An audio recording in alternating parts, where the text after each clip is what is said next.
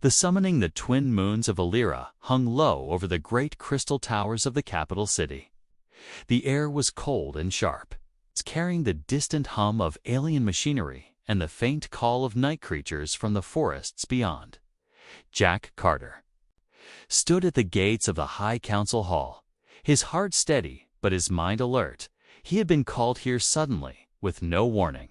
Escorted by two guards whose eyes never met his, the people who passed on the streets glanced at him, then quickly looked away, whispering in their strange melodic tongue.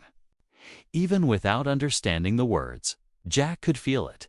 He was the center of something important, something dangerous.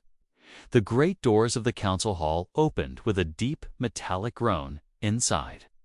The light was a strange silver blue, glowing. From crystal pillars that pulsed like they were alive, rows of alien elders sat on curved stone benches, their robes shimmering like water, their faces unreadable. In the center of the hall, on a raised platform, stood two figures, both young, both unmistakably sisters. Leora the elder had a tall and strong build, her silver hair falling over her sharp shoulders, her violet eyes calm but watchful. Nyla, the younger, stood close to her, smaller and more delicate, with soft golden hair and wide green eyes that seemed to hold both fear and hope. A voice from the council boomed, "Human Jack Carter, step forward." Jack moved into the circle of light, his boots clicking on the crystal floor. The voice continued, "Our world suffers. Our men are gone. Our bloodlines are fading. We call upon you to do your part." Jack said nothing, letting them speak. "Before you stand the bloodline pair, sisters born of our purest genetic heritage, destined to carry life into the future," the voice explained, "by our law. You must choose one to join with, to protect, and to give our people children."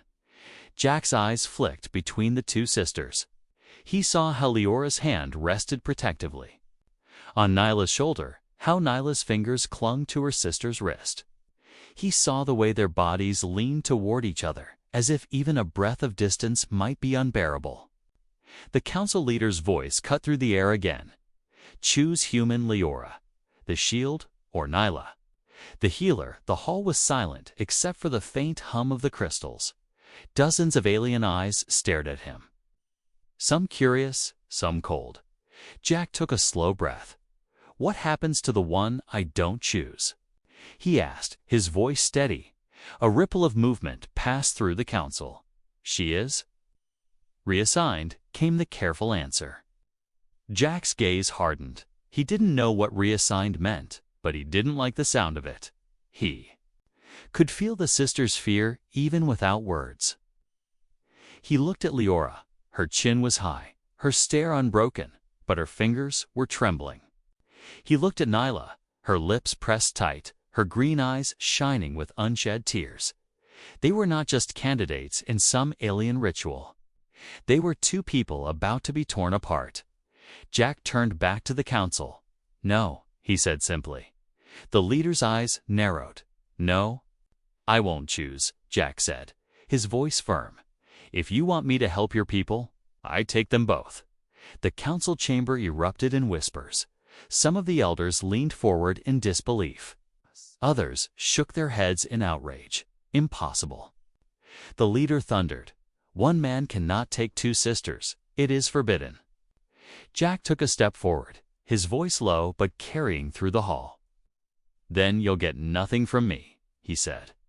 "I won't split them up, not for your laws, not for your traditions." Leora's eyes widened, a flicker of surprise. Breaking her calm mask, Nyla's lips parted in a tiny gasp.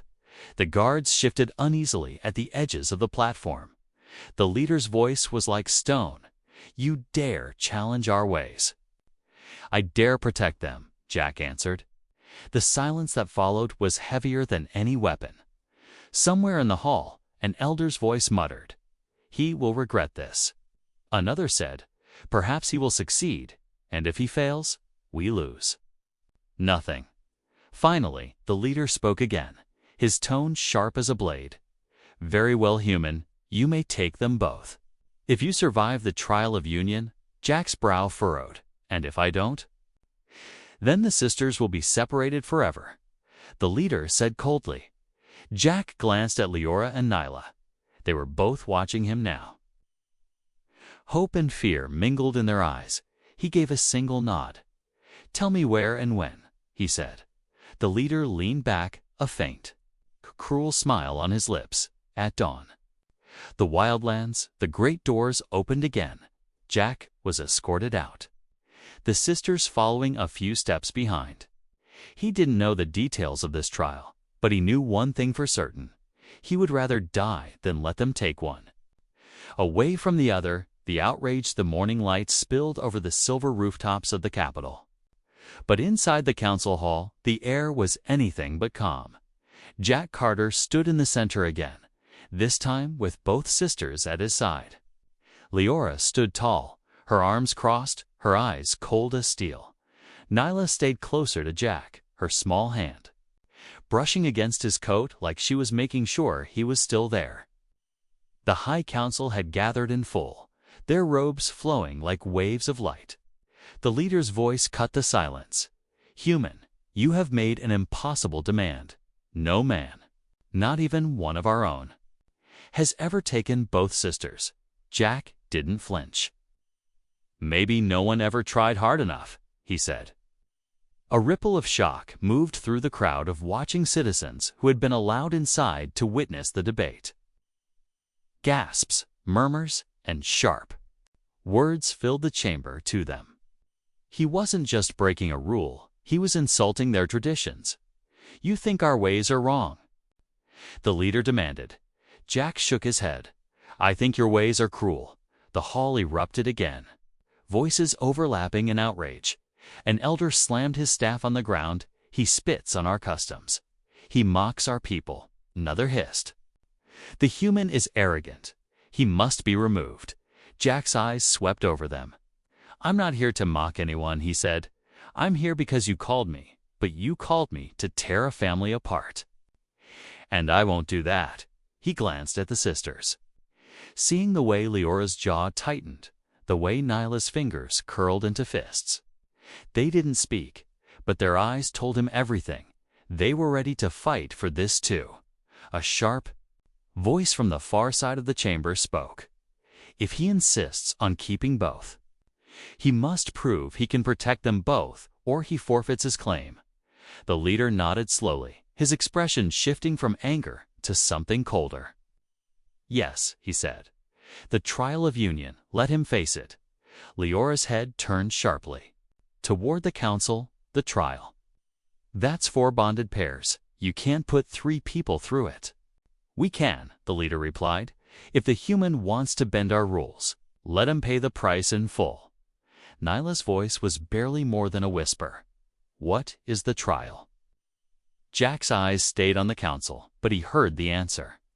In Leora's low growl, 10 days in the wildlands, no help, no contact, no mercy. Survive, and you are accepted. The leader's eyes gleamed like polished stone, and if you fail, the sisters will be separated forever. Jack stepped forward until he was only a few feet from the council's platform. Then, I won't fail, he said, his voice firm. Enough to cut through the murmurs, the leader leaned forward. You think courage will keep you alive, human? The wildlands are filled with beasts that eat courage for breakfast. Jack smiled faintly. Then I'll make sure they choke on it. The reaction from the crowd was immediate. Some laughed, some gasped, some even looked impressed despite themselves, but the council was unmoved. The trial begins at first light. The leader declared, you may take only what you can carry. And what the sisters can carry no more, as the guards began to escort Jack and the sisters out. One of the elders called after him, you won't last 2 nights, human. Jack didn't bother turning around. I'll last 10, and I'll walk back here with both of them beside me, outside the hall. The cold air bit at their skin. They were led toward the preparation grounds, where participants in the trial were allowed a single hour to gather supplies. Leora broke the silence first. "You didn't have to do this," she said, her voice sharp, but her eyes betraying something softer. "Yes, I did," Jack replied. "Because I saw the look in your eyes when they told me to choose you. Would have thrown yourself into the void before letting them take Nyla." Nyla's voice was quiet, trembling. They've never let a pair survive together. Not once. Jack stopped walking and faced them both. "Then we'll be the first," he said. "I'm not letting history decide your lives." The sisters exchanged a glance.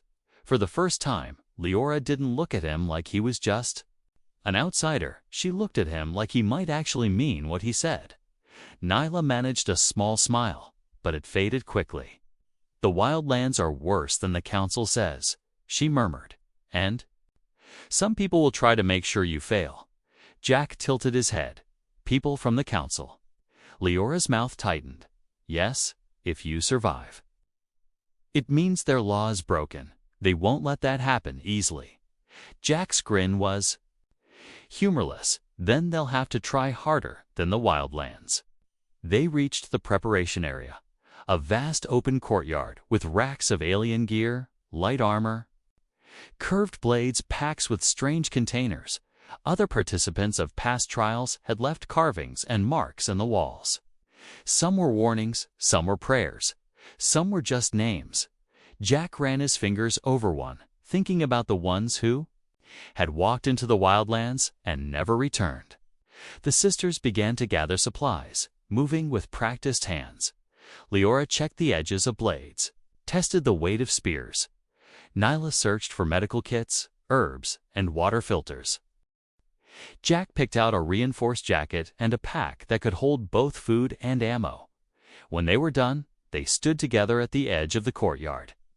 Beyond it, the wildlands stretched endless green forests, jagged black mountains, and, somewhere in between, things that would gladly end them. Jack looked at both sisters. "No matter what happens in there," he said, "we walk out together, all three of us." Leora nodded once. Firmly, Nyla's hand found his, and she didn't let go. The horn for the trial sounded.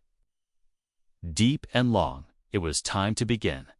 The decision's price of the wildlands were not a place for the unprepared the moment Jack, Leora, and Nyla stepped beyond the city gates. The air changed. It was heavier, damp with the scent of soil and thick leaves. Strange calls echoed from the trees, some high and bird-like, others low and rumbling.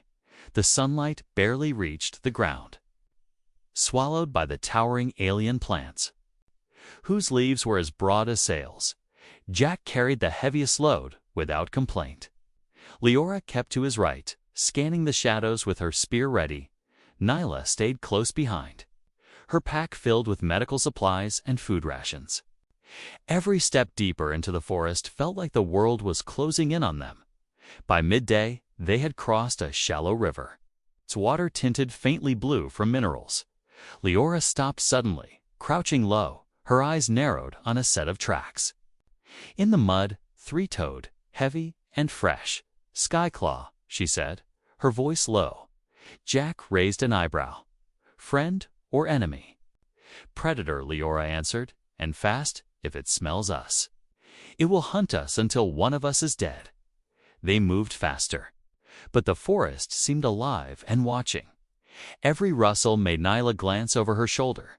Jack could feel the tension building like a storm. By nightfall, they found a small clearing surrounded by thick roots, the only place that felt safe enough to set camp. Jack worked on a fire while Leora checked the perimeter. Nyla laid out blankets and set a pot to boil. Water, the small glow of the fire, made the shadows retreat. But it also made Jack uneasy. It was a signal to anything nearby that they were here. As they ate, Nyla finally spoke. "You know, this trial isn't just about the wildlands," she said softly. Jack looked up. "Go on, it's a test. To see if you'll break," Nyla continued. "Most fail because they're hunted, not just by animals, but by people." Leora returned from her patrol, her face grim. "She's right. The council sometimes sends mercenaries into the Wildlands 2. Assist nature, she said. If we don't die from the beasts, they make sure we do from blades. Jack's jaw tightened. So this isn't just survival. It's a game rigged against us. Leora's gaze was steady. Yes.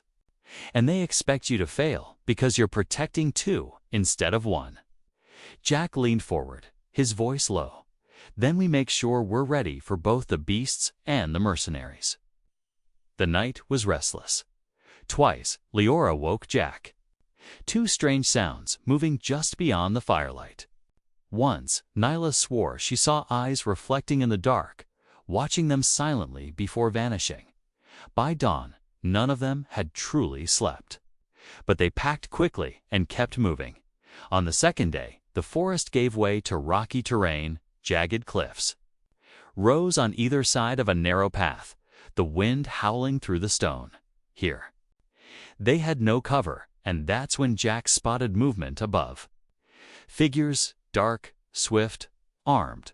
We've got company, he said, pulling Leora and Nyla into the shadow of a boulder. Arrows clattered against the rocks around them. Leora snarled, her spear ready.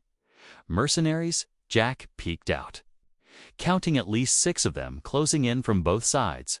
They're herding us into the open, he said. Nyla's voice shook. What do we do? Jack's eyes scanned the ground. Loose rocks, sharp edges, we make the ground fight for us, he said as the mercenaries advanced. Jack waited until they were halfway down the slope. Then he shoved his shoulder into a large, unstable boulder, sending it tumbling down. The rock smashed into 2 of the attackers, scattering the rest. Leora charged forward. Striking another with the blunt end of her spear, Jack tackled one to the ground. Twisting his arm until the weapon dropped, Nyla stayed low, grabbing herbs from her pouch to treat a shallow cut on Leora's arm. The remaining mercenaries fled into the rocks, vanishing as quickly as they had come. Jack wiped sweat from his brow, his chest rising and falling hard. That's 2 threats in 2 days. He said, we need to assume there'll be more. Leora nodded. And worse, they won't stop until one of us doesn't get back. That night, they camped in a hidden cave. The fire small and shielded from the outside. The air inside smelled of damp stone, but it was safe from prying eyes. Jack sat near the entrance, watching the narrow path they had come from. Leora sat beside him, her voice low. You took a risk today. If that rock hadn't hit, they would have surrounded us, and if we'd run, they'd have chased us, Jack replied. Better to fight on our terms. Nyla's quiet voice floated from the back of the cave. You really mean to keep us both alive, don't you? Jack turned to look at her, the firelight catching in his eyes. I told you, I didn't come here to choose between you, he said. We walk out together, or we don't walk out at all. For a moment, the only sound was the faint crackle of the fire. Then Leora spoke, her voice softer than before. You might just do it, human. Jack smiled faintly. But his eyes stayed on the shadows outside. He knew the price of his decision. The council wanted him to fail. The Wildlands wanted them dead, and the mercenaries wouldn't stop. But none of that mattered. He had made his choice, and there was no turning back. The attack in the night the cave had been silent for hours. The fire long burned down to glowing embers. Outside, the wind whispered through the rocks, carrying the scent of rain. Jack sat half awake at the entrance, his back against the cold stone. Leora slept sitting up, her spear leaning against her shoulder. Nyla lay curled near the fire, her breathing soft. The stillness broke with a faint scrape. Stone on stone, Jack's eyes snapped open. He listened, holding his breath. There it was again, closer this time, a slow, deliberate sound. He reached over and nudged Leora's arm. She woke instantly, her eyes narrowing at his expression. They both turned toward the darkness outside the cave. Shadows moved, shifting like water. Jack's hand went to his blade. Then a figure stepped into the faint light, tall armor black as midnight, a curved weapon in its hand. Behind it, more shapes appeared, blocking the narrow path out. Leora's voice was low, almost a growl. Not beasts. Mercenaries. The first attacker rushed forward. Jack met the strike with his blade. The clash of metal echoing in the cave. Leora was already moving, her spear flashing in the dim light. Knocking another enemy back, Nyla scrambled to the side.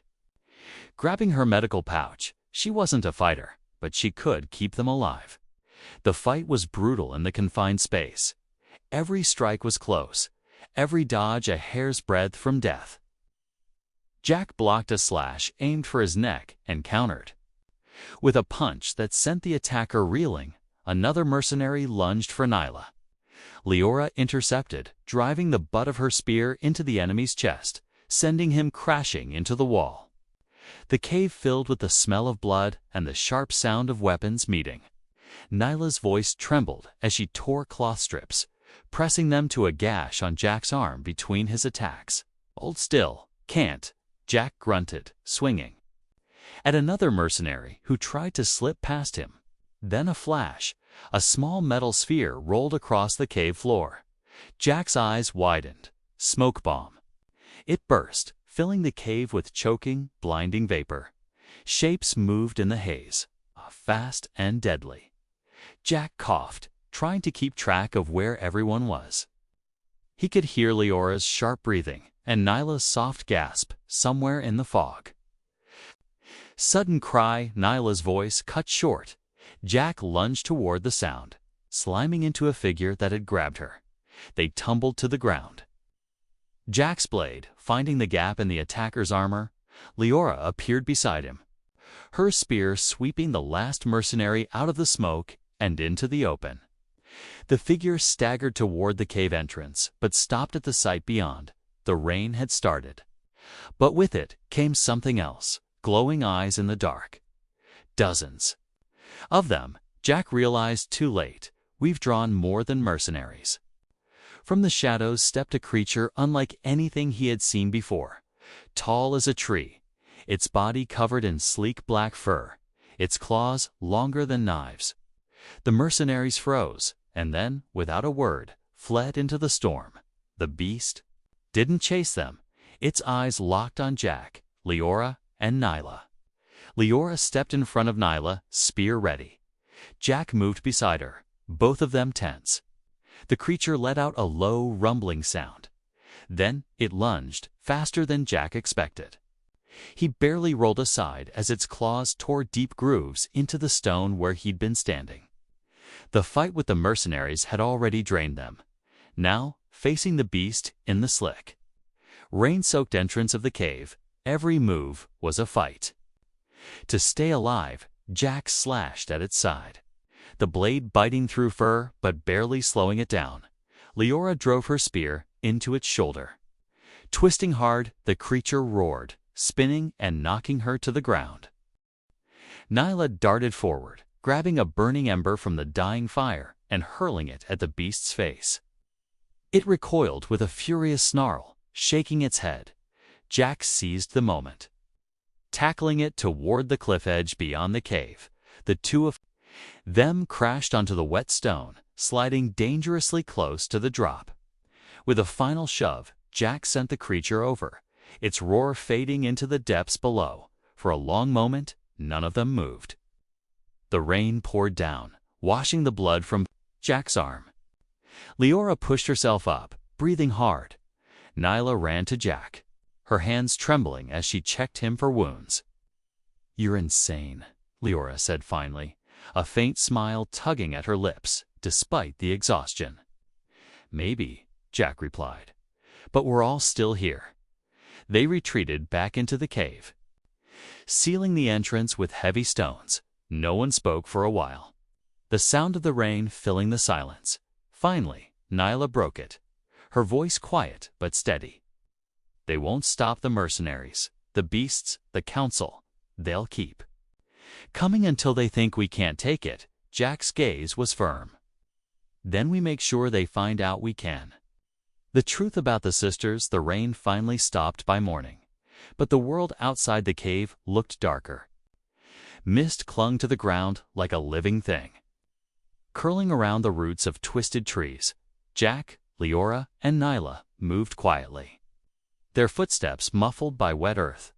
The night's battle had drained them, but the trial wasn't slowing down for anyone. Jack led the way, scanning the path ahead, every now and then. He glanced back to make sure Nyla was keeping up. Leora stayed at the rear, watching for anything that might follow, for a while. The only sounds were the dripping of water from the leaves and the distant calls of unseen creatures. By midday, they found shelter beneath a massive rock overhang. It wasn't a cave, but it would keep the rain off if the weather turned again. Nyla dropped her pack with a tired sigh, sitting cross-legged on the damp ground. Leora leaned her spear against the wall and began sharpening the blade. Jack built a small fire, careful to keep it low and hidden.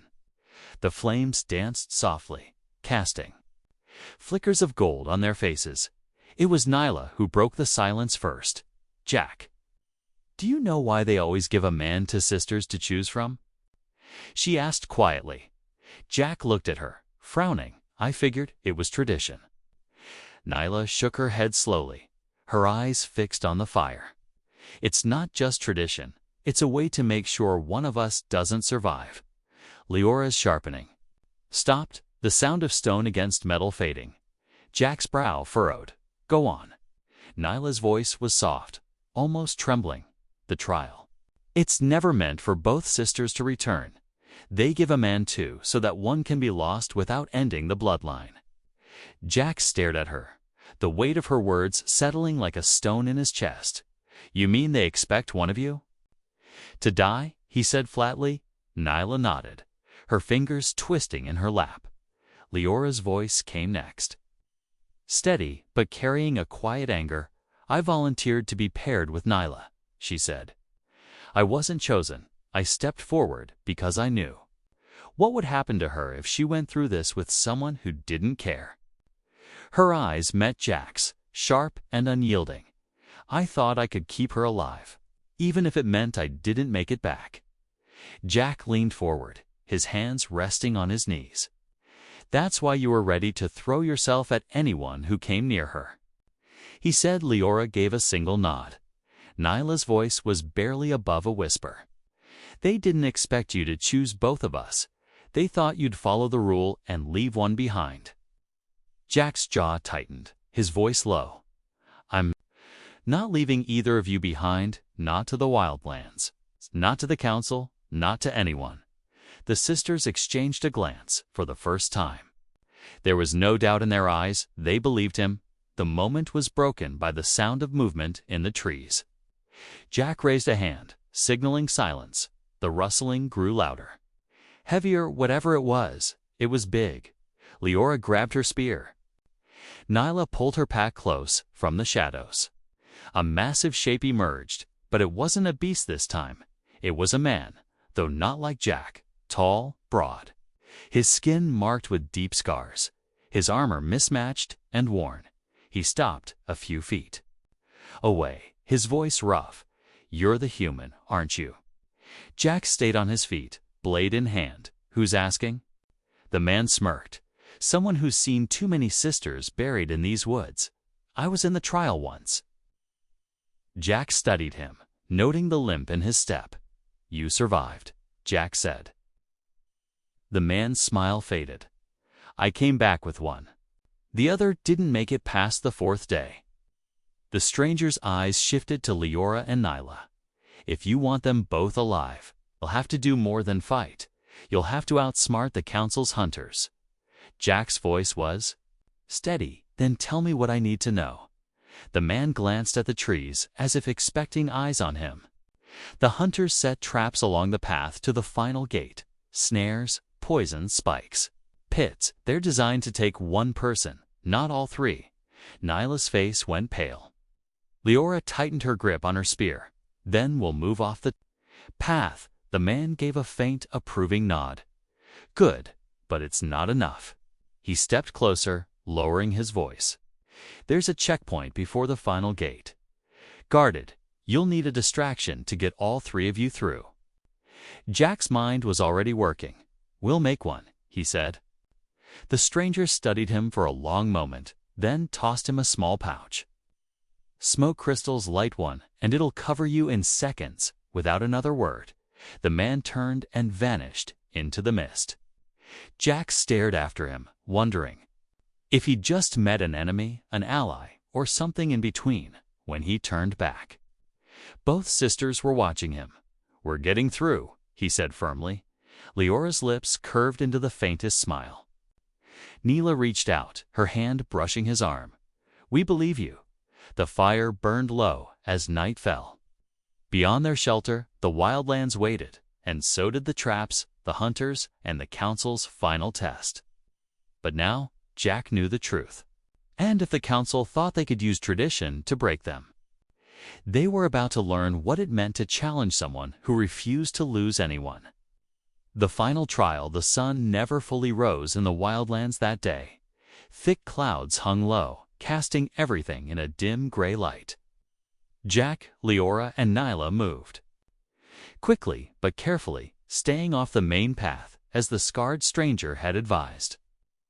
The ground was uneven, tangled with roots and slick from the rain. Every step made Jack's mind work faster. The final checkpoint was ahead, and beyond it, the last stretch to the gate. The air was tense. Leora kept scanning the trees, her spear ready. Nyla's eyes darted everywhere, searching for traps. They had already spotted, too, a nearly invisible wire strung across a narrow trail, and a camouflaged pit with sharpened stakes at the bottom each time. Jack felt the weight of what the stranger had said. These weren't meant to kill. All three, only to take one. By midday, they reached higher ground. From there, they could see the checkpoint, a barricade of sharpened logs with a small guard post made of stone. 4 figures stood watch, their armor marked with the council's crest. Jack studied them, noting their weapons and how they moved. "They're not mercenaries," Leora said quietly. "They're council soldiers. This is official." Jack crouched low, his voice steady. "We use the smoke crystals here. They'll blind the guards long enough for us to slip through." Nyla's hands tightened on her pack. "And if the smoke isn't enough?" "Then we make it enough," Jack replied. They waited until the wind shifted. Then Jack pulled the small pouch from his belt and struck one of the crystals against a rock. It cracked with a sharp snap, releasing a thick, swirling smoke that spread fast in the damp air. "Go," Jack whispered. They moved as one. Slipping down the slope and into the cover of the smoke, the soldiers shouted in confusion, their voices muffled. One stumbled toward them, coughing. Leora moved like lightning, striking the back of his knee with her spear and shoving him aside. Jack led them through a gap in the barricade, pushing aside loose logs. Nyla slipped through first, followed by Leora. Just as Jack was about to step through, a strong hand grabbed his shoulder. He spun, slamming his elbow into the attacker's chest. It was another soldier. But this one wasn't blinded by the smoke. His visor glowed faintly, Jack realized. Too late, it was filtering the haze. The soldier swung his blade, the strike grazing Jack's side. Jack gritted his teeth, shoving him back and slipping through the gap. The 3 of them broke into a run, the sounds of pursuit fading as the smoke thickened behind them. They didn't stop until they were deep in the forest again. Jack pressed a hand to his side. The cut wasn't deep, but it burned. Nyla was already pulling out her herbs. "Working quickly, you could have been killed," she whispered, her hands shaking. Jack gave a faint smile. "Ah, but I wasn't, and we're still together." The last stretch to the gate was supposed to be the most dangerous. The trees grew taller, their branches twisted together, blocking most of the light. The air was still, almost too still. Leora's voice was low. "We're being watched." Jack nodded. He felt it too. They pushed on. But the silence was broken by the sound of something heavy moving through the undergrowth. Not one thing, many shapes emerged from the shadows, the council's hunters. Masked and armored in black, moving with practiced precision, there were at least 8 of them, forming a wide circle around Jack, Leora, and Nyla, the lead. Hunter stepped forward, his voice cold. "The trial ends here. Leave one sister, and you may walk out alive." Jack stepped in front of both sisters, his blade drawn. "I already told your council, I'm taking them both." The hunter tilted his head. "Then you'll die with them." The attack came fast. Leora met the first strike with a sharp twist of her spear. Sweeping an enemy off his feet, Jack parried 2 blows at once. Forcing his attackers back with sheer strength, Nyla moved quickly, grabbing a fallen branch and smashing it into the knee of one hunter who got too close. They fought like a single unit, each protecting the other. But the hunters were skilled. One slipped past Jack's guard, slashing toward Nyla. Leora intercepted. Taking the blow to her arm, blood splashing against the leaves, Jack roared, driving his blade into the attacker's chest and shoving him away. They were outnumbered, but not outmatched in spirit. Jack's voice was sharp over the chaos. "Stay close. Don't give them an opening." For every strike the hunters landed, Jack and Leora gave back twice as hard. Nyla darted between them, patching wounds in seconds, her hands moving faster than thought. Finally, the hunters began to falter. One by one, they fell back, dragging their wounded with them. The leader stood for a moment longer, his masked gaze fixed on Jack. Then he turned and vanished into the trees, leaving silence in his wake. Jack breathed hard, looking at the sisters. "That was the final warning," Leora said quietly, holding her injured arm. "No," Jack replied, his eyes set on the faint glow ahead through the trees. "That was the final obstacle. The gate is just beyond." They walked toward the light, each step heavier but stronger. The end of the trial was near, and for the first time, Jack let himself believe they might actually walk through it together. A new life, the faint glow ahead grew brighter with every step through the thick tangle of trees. The ancient gate of the trial slowly came into view. It was massive, carved from black stone and marked with the symbols of Valera's oldest traditions. 2 towers rose on either side, and at the top of the arch, the emblem of the High Council shone faintly in the light of the setting sun. Jack, Leora, and Nyla paused at the edge of the clearing. For a moment, they just looked at it. The end of 10 days of danger, hunger, and endless threat. Leora's grip on her spear tightened. Nyla clutched her pack to her chest, her green eyes glistening. Jack scanned the area, his instincts refusing to relax until he was certain no more traps or hunters lay in wait. The gate guards were already there for soldiers in ceremonial armor, their faces expressionless. One stepped forward, his voice formal. "You have reached the gate. The trial of union is over." Another added coldly, "By law, the human must now present his choice." Jack's jaw clenched. He stepped forward, his voice clear enough for everyone to hear. "My choice hasn't changed since the day this started. I take both sisters." A murmur rippled through the guards, but none dared interrupt. "You can keep your rules and your traditions," Jack continued, "but I will not be part of any law that tears family apart." The guards exchanged looks but said nothing. Instead, they opened the great gate, the heavy stone doors grinding. Against the earth, beyond them, lay the path back to the capital. The moment they stepped through, the sound of the city's distant bells reached them. It was over. They had survived. When they returned to the council hall, the massive chamber was filled with people. Elders in shimmering robes sat in their high seats, their expressions mixed, some furious, some curious, some almost impressed. The leader's voice boomed across the hall. "Jack Carter, you have completed the trial with both sisters alive. No outsider has ever done this." Jack stood. In the center, Leora and Nyla on either side of him. "You gave me an impossible choice," he said. "So I made a new one. One that didn't mean losing someone I swore to protect. The leader leaned forward, his eyes sharp. You defied our law. Why should we honor your victory? Jack met his gaze without flinching. Because you have no choice, the trial was your law. And I passed it. The hall fell silent. Then, slowly, the leader nodded. Very well, by the laws of Valera, you may claim you're chosen. He said, his voice low. A stir moved through the crowd, some gasping, others whispering in disbelief. Leora straightened, her chin high. Nyla's hand found Jack's and held on tightly. The council scribe stepped forward, holding a silver band for each sister. It was the final step, the mark of a completed union. Jack took them, placing one gently on Leora's wrist, the other on Nyla's.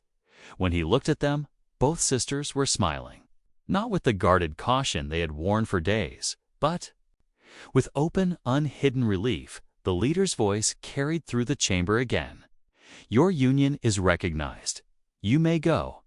Jack gave a small bow, not of submission, but of respect. Then he turned, leading the sisters out of the hall. The great doors closed behind them with a final echo that seemed to mark the end of one life and the start of another. Outside, the air felt lighter. The city's towers glowed in the fading sunlight. For the first time in days, there were no hunters, no traps, no predators waiting for them.